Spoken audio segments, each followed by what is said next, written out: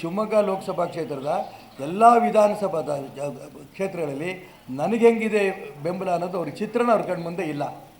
B J ಪಿಯವರು ಅವ್ರದ್ದು ಸುಳ್ಳು ಹೇಳ್ಕೊಂಡು ಬೆಂಬಲ ಇರಲಿಕ್ಕಿಲ್ಲ ಅನ್ನೋಂಥ ಮಾತು ಹೇಳಿರ್ಬೋದು.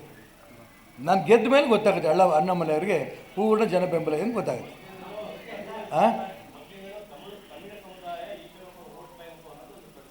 ಹೌದು, ನೋ ಅಲ್ಲ, ಸ್ವಾಭಾವಿಕ ತಪ್ಪೇನಿದೆ. ಒಂದು ರಾಜಕೀಯ ಪಕ್ಷ ಅಣ್ಣಾಮಲೈ ಕರ್ಕೊಂಬಂದು ತಮಿಳು ರೋಡ್ ತೊಗೋಬೇಕು ಅಂತ ಅವ್ರು ಪ್ರಯತ್ನ ಮಾಡಿದ್ದು ತಪ್ಪಲ್ಲ. ಆದರೆ ನೋಡೋಕ್ಕೂ ಜನ ಹೋಗಲಿಲ್ಲಲ್ಲ ಅಂತ ನಂಗೆ ಬೇಜಾರು. ಅಣ್ಣಾಮಲೈರನ್ನ ಈಗ ಕಳೆದ ಬಾರಿ ಅವ್ರನ್ನ ನಾವು ಶಿವಮೊಗ್ಗ ಕರ್ಕೊಂಬಂದಿದ್ವಿ. ನಾನೇ ಕರೆಸಿದ್ದೆ ಅಣ್ಣಾಮಲೈ ಅವ್ರನ್ನ. ಒಳ್ಳೆ ಕಾರ್ಯಕ್ರಮವನ್ನು ಮಾಡಿದ್ವಿ. ಅದು ಎಲ್ಲಿ ಮಾಡಿದ್ದು? NES ಗ್ರೌಂಡಲ್ಲಿ ಅಷ್ಟು ಜನ ತುಂಬಿದ್ರು. ಈಗ ಮಿಳ್ಗಟ್ಟದಲ್ಲಿ ಒಂದು ಸಣ್ಣ ಮೈದಾನದಲ್ಲಿ ಮಾಡಿದ್ರು, ಅದರಲ್ಲೂ ಅರ್ಧ ಜನ. ಹಾಗಾಗಿ ತಮಿಳರು ಬೆಂಬಲ ಇಲ್ಲ ಅಂತ ಅವ್ರಿಗೆ ಗೊತ್ತಾಯಿತು.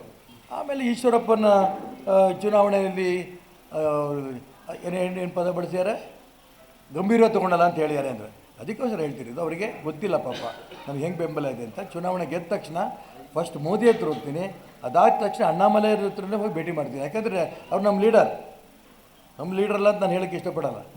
ಅವರದ್ದು ಪ್ರಾಮಾಣಿಕರು. ಅಲ್ಲಿ ತಮಿಳ್ನಾಡಂಥ ಜಾಗದಲ್ಲಿ ಹೋಗಿ ಭಾರತೀಯ ಜನತಾ ಪಾರ್ಟಿ ಕಟ್ತೀನಿ ಅನ್ನೋದು ಸುಲಭ ಅಲ್ಲ. ಅವರ ಅಧ್ಯಕ್ಷ ಆದ ತಕ್ಷಣ 4 MLA ಸೀಟ್ ಗೆದ್ದಿಯಾರಲ್ಲಿ. ಹಾಗಾಗಿ ನಾನು ಅವ್ರ ಹೋರಾಟದ ಬಗ್ಗೆ ತುಂಬ ಗೌರವ ಇದೆ. ನಾನು ಗೆದ್ದು ಮೋದಿ ಹತ್ರ ಹೋಗ್ತೀನಿ, ನೆಕ್ಸ್ಟ್ ಡೇ ಅಣ್ಣಾಮಲೈ ಹತ್ರ ಹೋಗ್ತೀನಿ.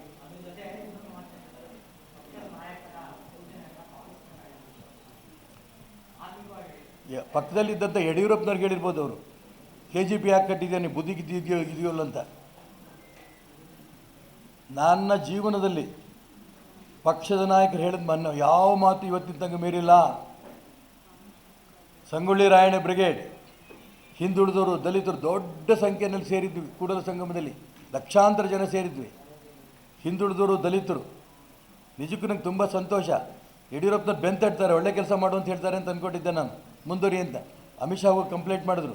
ಅಮಿತ್ ಶಾ ನಂಗೆ ಹೇಳಿದ್ರು, ಹೋಲಿ ಬಿಡಪ್ಪ ಅಂತ. 3 ಗಂಟೆ ಡೆಲ್ಲಿನಲ್ಲಿ ಸಭೆ, ಹೋಲಿ ಬಿಟ್ಬಿಡಪ್ಪ ಅಂದರೆ. ಚೊಡ್ದ ಯಾರಂದರು, ಬಿಟ್ಟೆ. ಯಾಕೆ? ಅಮಿತ್ ಶಾ ಹೇಳ್ತಿದ್ದಾರೆ ಅಂತ. ಆ ಹಿಂದುಳಿದವರು, ದಲಿತರು ನಾನು ಬಿಟ್ಟಿದ್ದು ತಪ್ಪಿ ಇವತ್ತು. ಅವ್ರು ಅಷ್ಟು ಜನ ಇವತ್ತು ಕಾಂಗ್ರೆಸ್ ಹೋದರು. ಬಂದೆ ನಾನು ಯಾಕೆ ಇದನ್ನು ಹೇಳ್ತಾ ಇದ್ದೀನಿ ಅಂದರೆ, ಇದು ಮೊದಲನೇದು, ಪಕ್ಷ ಹೇಳಿದ ಮಾತನ್ನು ಕೇಳಿದ್ದು. ಎರಡನೇದು, ಯಡಿಯೂರಪ್ಪನವ್ರು KGP ಕಟ್ಟಿದ್ರು, BJP ಬಿಟ್ಟೋಗಿ.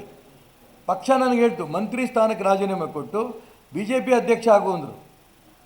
ರಾಜೀನಾಮೆ ಕೊಟ್ಟೆ, BJP ಅಧ್ಯಕ್ಷ ಆದೆ. ಪಕ್ಷದ ಸೂಚನೆ ಕೇಳ್ಕೊಂಬಂದೆ. ಮೂರನೇದು, ಮೊನ್ನೆ ನಡೆದಂಥ ವಿಧಾನಸಭಾ ಚುನಾವಣೆ, ನೀನು ಚುನಾವಣೆ ನಿಲ್ಕೂಡ್ದು. ಬೆಂಗಳೂರಿನಿಂದ ಮಂಗಳೂರುವರೆಗೆ, ಬೀದರ್ನಿಂದ ಚಾಮರಾಜನಗರದವರೆಗೆ ನಿಮ್ಮ ಸುದ್ದಿ ನಿಮ್ಮದೇ ಭಾಷೆಯಲ್ಲಿ. ಕರ್ನಾಟಕ ತಕ್.